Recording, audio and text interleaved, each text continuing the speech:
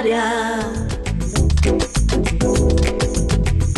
Hola a todos, llegó el ombligo de la semana. Hoy es miércoles y a las 2 de la tarde los estábamos esperando. Ya estábamos listos para recibir esta cita. Nosotros minutos antes nos preparamos, sentimos esas maripositas en el estómago como del noviazgo en las primeras veces cuando uno se va a encontrar con esa persona que quiere y que le gusta tanto. Pues bueno, eso es lo que generan en nosotros ustedes, todos los televidentes, cuando nos vamos a encontrar en esta cita que tenemos todos los días y que de verdad cumplimos con todo el corazón.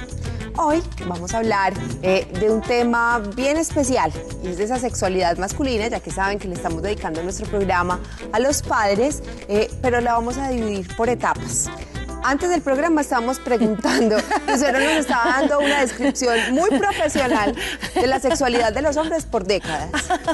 Es el tema de hoy, cómo varía la sexualidad y la forma de vivir la sexualidad en los hombres dependiendo de la década de la vida. Digamos que en la época donde en Estados Unidos tienen un muy buen término como para esa época que llega hasta los 20, ¿cierto? Los teen, todos los que terminan en teen, 14, 15, 16, pero aquí en español como que no hay una traducción exacta. No, 14, 15, adolescentes. Adolescentes, pero ya pues llegando, digamos, a los 19 ya no son tan adolescentes. Pero bueno, viven la sexualidad de una época de una manera muy distinta.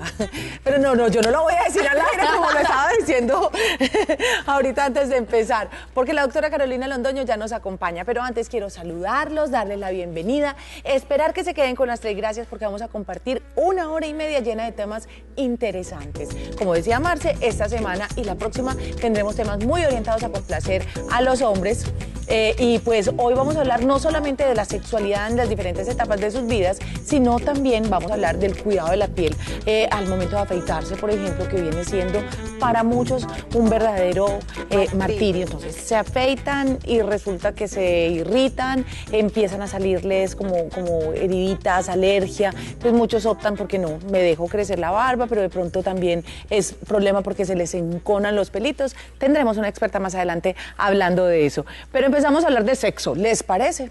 ¿De acuerdo todas? Nos parece. Y ya está la experta, la doctora Carolina Londoño, sexóloga, nos acompaña en esta parte del programa. ¿Cómo estás, Carolina? Bienvenida. Bien, feliz aquí haciendo de tercera gracia. Buenísimo, buen reemplazo tenemos hoy para Olguita.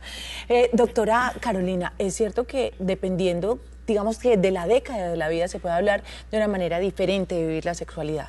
Claro que sí. En todos, pero en los hombres particularmente. Claro, en todos, en hombres y en mujeres. Hoy vamos a referirnos a nuestros hombrecitos que a veces los abandonamos mucho y que vale la pena retomar estos temas. Los hombres tienen un desarrollo psicosexual distintos por etapas, incluso se habla de desarrollo psicosexual desde el momento en que nacemos, para no dejar el imaginario de que la sexualidad erótica es solamente a partir de la adolescencia.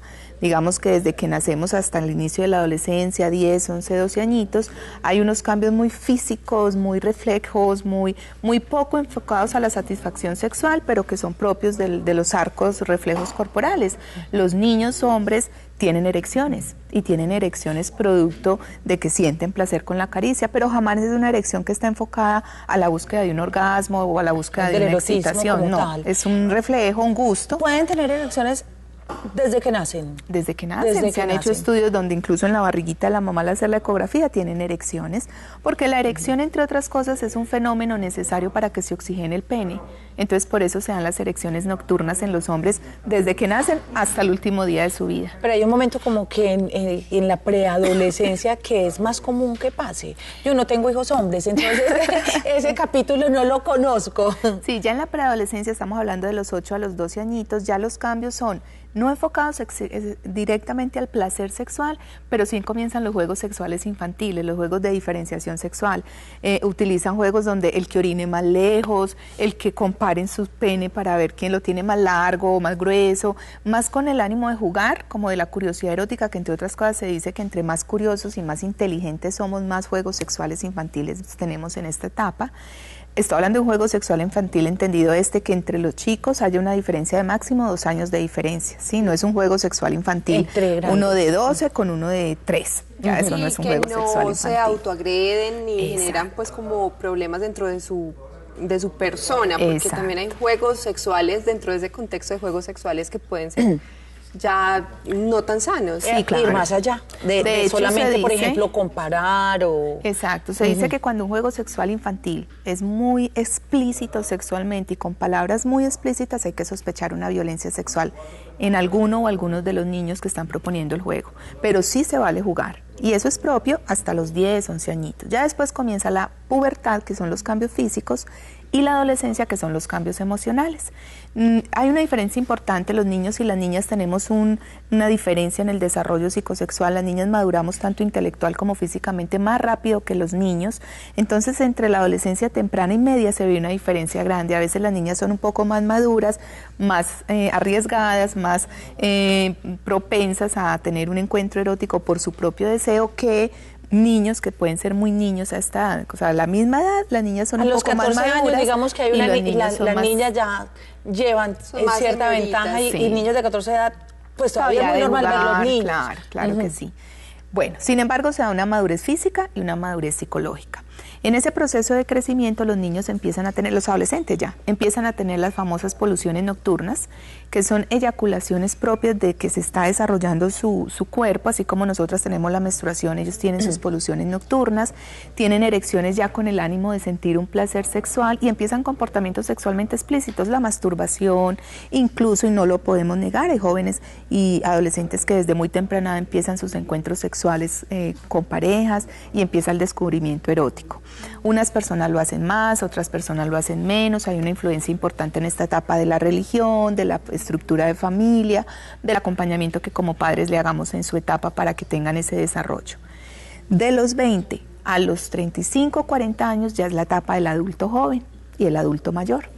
Es una etapa donde el desarrollo psicosexual ya va enfocado, estoy hablando ya de la parte erótica propiamente dicha, al placer. Es una etapa donde empiezan a descubrir algunos hombrecitos que tienen de pronto alguna disfunción sexual, entonces hablamos de eyaculación precoz, se genera una curiosidad erótica mayor, empiezan a buscar comportamientos sexuales distintos, proponen a sus compañeras hacer cosas que en la adolescencia no se imaginaban que existían, que no quiere decir necesariamente que estén mal, pero que ayudan a que la pareja pueda empezar a estructurarse, ¿no?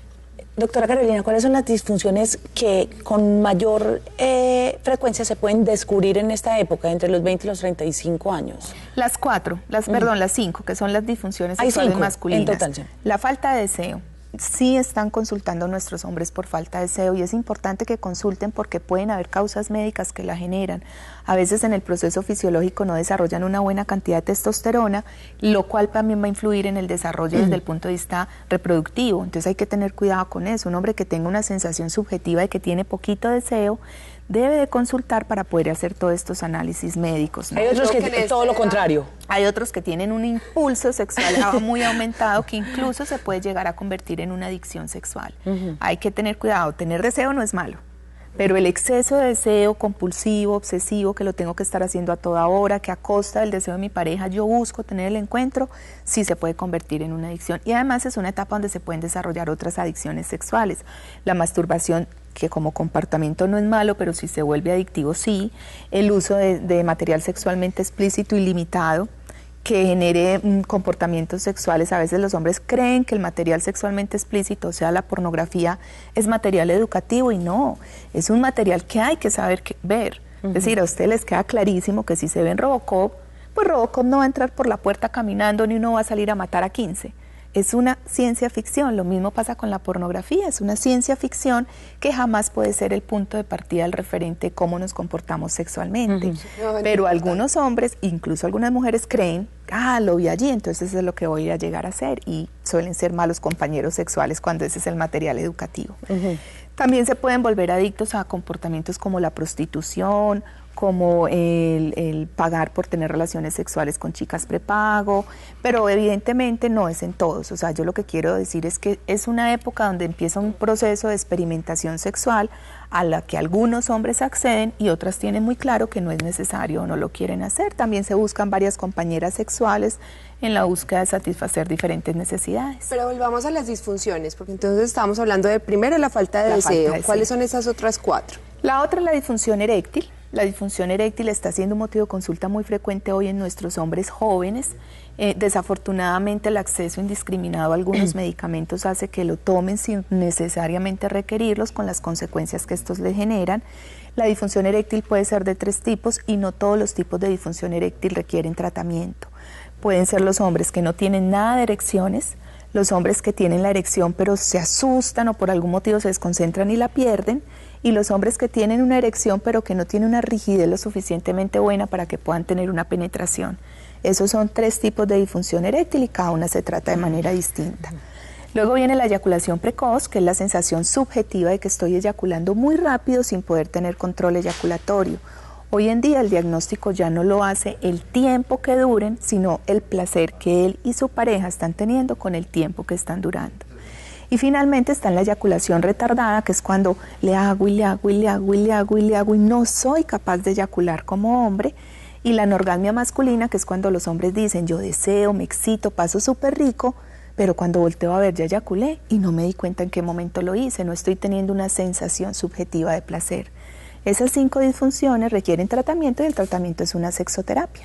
En cuanto al tema de la paternidad como tal, así como las mujeres tenemos una época de nuestra vida donde somos idealmente fértiles y donde es ideal que empecemos ya a pensar en un proceso de familia, sucede lo mismo con los hombres. Hay edades donde son, digamos, mejores para convertirse en padres y crear ese proyecto o seguir ese proyecto. Una pregunta súper importante, porque a diferencia de nosotras, los hombres pueden tener hijitos desde el primer día en que la pubertad les permite producir espermatozoides, o por lo menos que sus espermatozoides salgan en el semen, hasta el último día de sus vidas.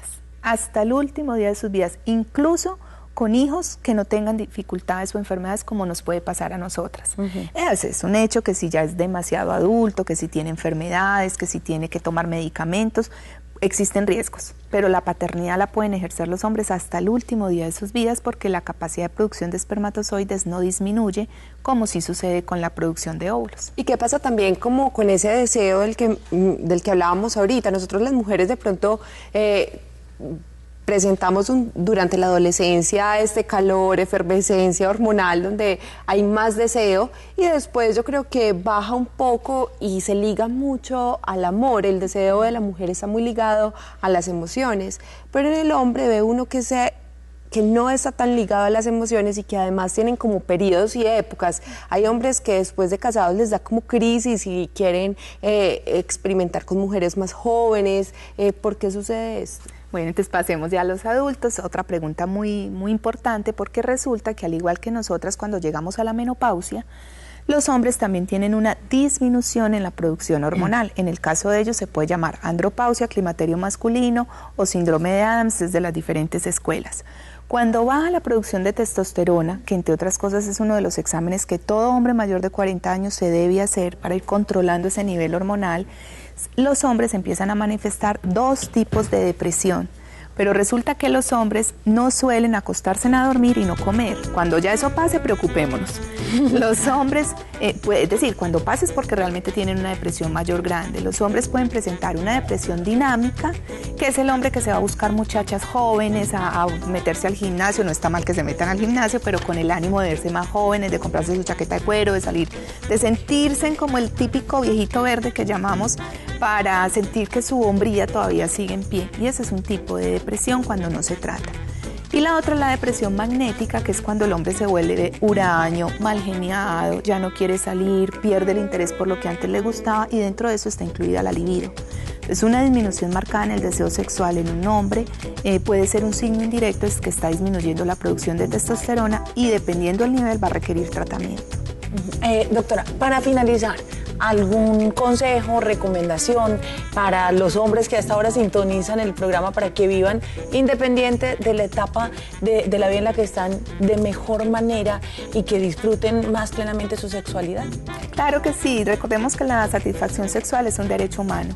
Todos los seres humanos tenemos derecho a la satisfacción sexual hasta el último día de nuestras vidas. No es adecuado suponer que después de X edad es cochino, es feo, da asco. No, el erotismo es muy lindo. Muchos hombres después de determinada edad, ya en su vida adulta mayor, pierden la capacidad eréctil, pierden las funciones corporales, pero el principal órgano sexual es el cerebro. Así que mientras la creatividad erótica esté, él y su pareja, independientemente de la edad que tengan, pueden tener muy lindos encuentros sexuales. Muchas gracias a la doctora Carolina Londoño por acompañarnos hoy. Como siempre, hace que los temas resulten muy interesantes. Sí, Gracias. así es. A ustedes. Gracias, nuestra cita diaria.